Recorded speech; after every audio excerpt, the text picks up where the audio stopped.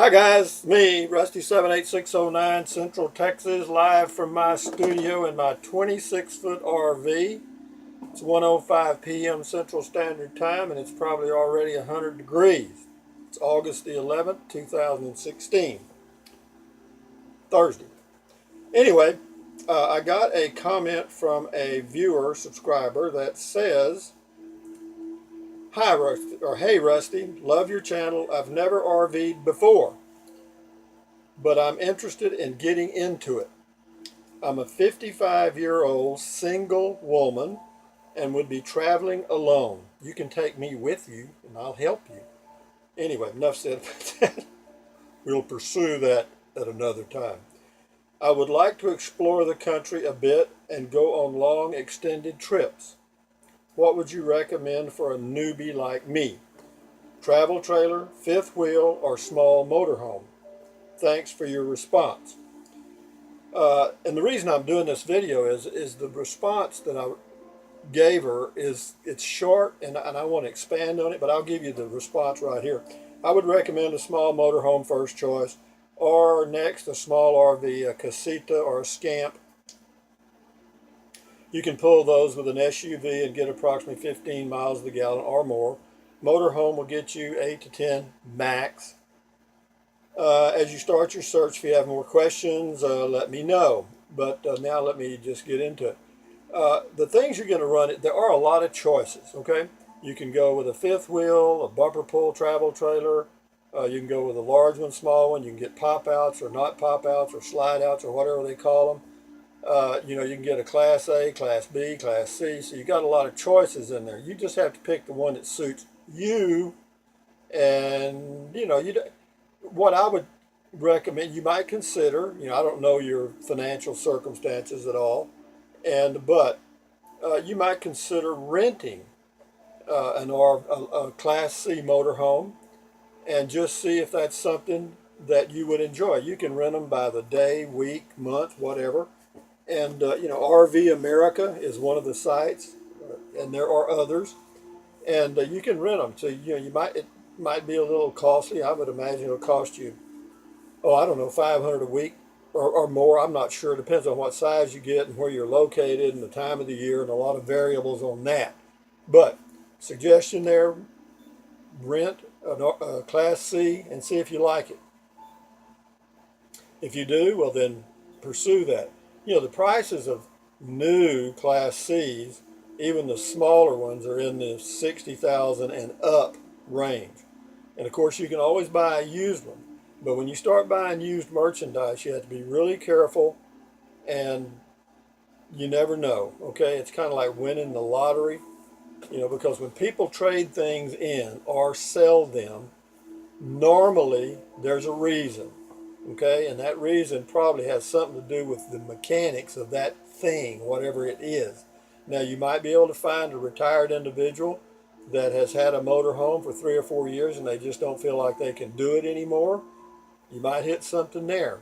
But another recommendation is, if you do buy a used one and it's from an owner, check out the neighborhood. If it's a nice neighborhood, and they've got a new car, a nice home, that the yard's well maintained, well, they probably maintain that vehicle well too. So those are things. As far as buying one from a dealer, you can.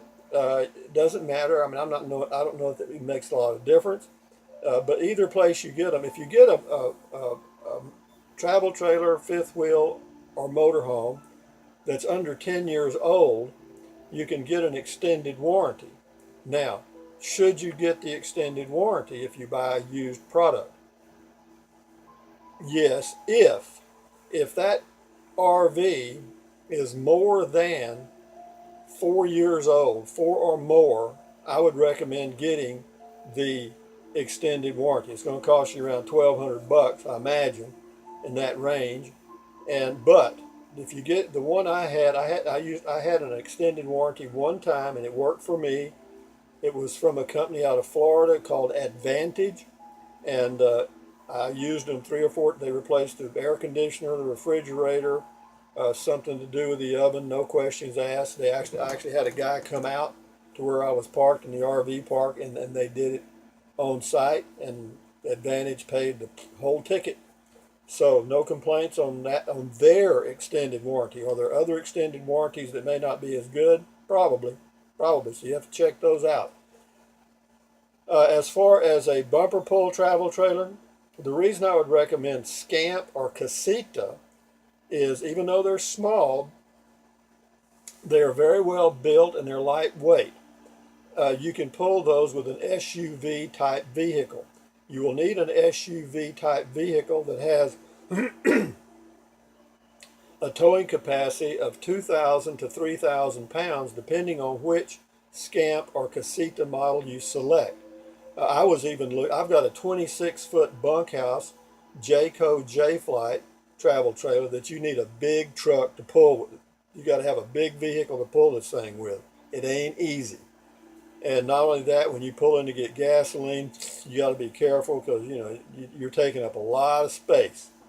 And but with a Casita or a Scamp, I was looking at recently the possibility of getting a Class C motorhome or getting a 13-foot Casita or Scamp.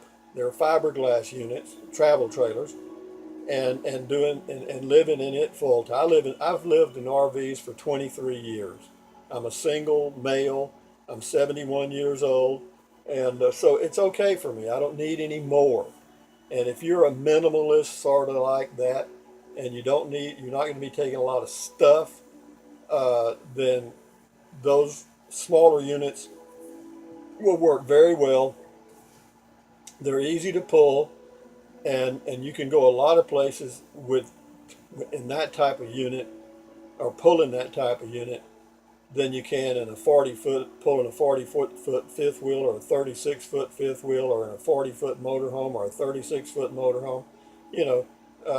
And you apparently want to go see the USA.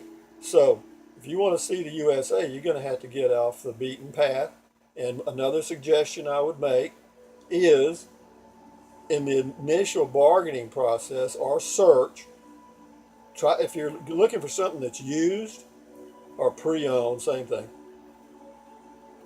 Look for something that may already have a solar system set up, because if you can get one that's already got a 200 watt or more solar setup, you can go what they call boondocking. You can just pull off the road and you're there. Your refrigerator will still run. Well, your refrigerator runs on propane, but that ain't all. At the top of that little box, there's a little control panel, and it uses electricity. And I think it must use quite a bit. I don't know. It must use about 50 watts. I don't know it. Nobody can tell me, because it'll drain your battery. Even though the refrigerator's running on propane, that little thing uses it, power. So if you have a 200 watt setup, you can do just about anything. You can run a fan, you can run your lights, you can charge your cell phones, you can, televisions. You get you a small LED television. You ain't got a problem, because they use about 40 watts.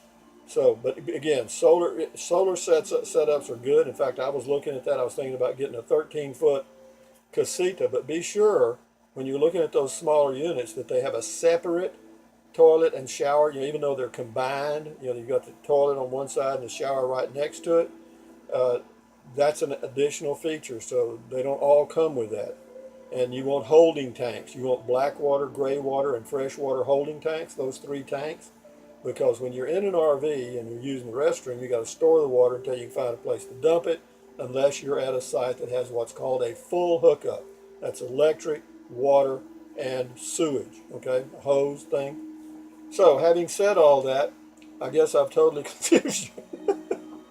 No, but again, if you have a question, leave a comment. I know it's not easy. I mean, particularly if you're just starting out. I remember when I started, I didn't have any help. There was no internet. Nobody ever known had an RV. I didn't know anybody that ever had one.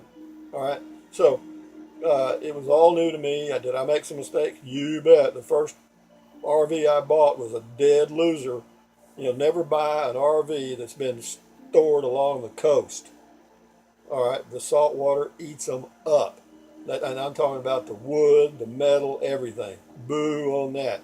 And also, but again, if you don't get a really old unit, if you get something that's 8 years or less old, you might be able to come out with something pretty nice for a reasonable price. And you can also just start off with a minimal used and then move up at some point. But again, if I was going to do it, if I was, and I'm thinking about it now, I'm thinking about going back on the road here in the next year or so as soon as I can put together enough money, because first I got to get out of this. I got a 26 footer. I'm not going to pull it, and I've also got a Toyota Prius, and now, and if I wanted to pull this thing, which I don't, I would use my son's truck. He's got a big Dodge, gigantic thing, but I don't think I'll ever do that. So, and this is too much. I've got too much space. The only reason I got it was I got the bunkhouse model. I was thinking that my boys might come visit, or my grandson. They came twice. Okay, I've had this thing 3 years. They've come twice, 2 times. So you can forget that. My next plan would be to get either a very small Class C. The only downside of a small class, excuse me, scratch, wrong. Yeah, Class C. Small Class C is the bed is, you got to fold it up, fold it down, fold it up, fold it down. And if you go to a 24 footer where you've got a separate bed, your gas mileage goes down. So you're looking at 8 miles a gallon. Well, 8 miles a gallon, even at $2 a gallon, you're going to be burning a lot of money on gasoline. But if you get you an SUV that gets around 28 to 30 miles a gallon, then if you hook it up to a Casita 13 footer, they also make a 16 footer. Both of them do Casita and Scamp. They're fiberglass units, very good. And you can tow those 2,000 pound tow weight on those, and or a little more, 2 to 3,000. And you can probably get, I think, based on what I'm told, you can probably get 15 to 20 miles a gallon even towing. Okay, and if you can get 15 or above pulling a trailer, then you're doing good, because then you can go see places and you're not breaking the bank buying gasoline all the time. So anyway, having said all that, good luck to you in your search. I know you've got a lot of things to learn, and all I can say is take your time and ask a lot of questions. And the best thing to do, get on these blogs or whatever, where there's RV clubs and stuff where they're talking back and forth about the problems they're having. Even motorhome clubs or travel trailer groups or whatever, they're on there, and just read what they're saying and see what their problems are. And the motorhome people, most of it is fuel economy or tires, and of course whenever you buy a motorhome, you're buying a vehicle. It's just a car with a bed.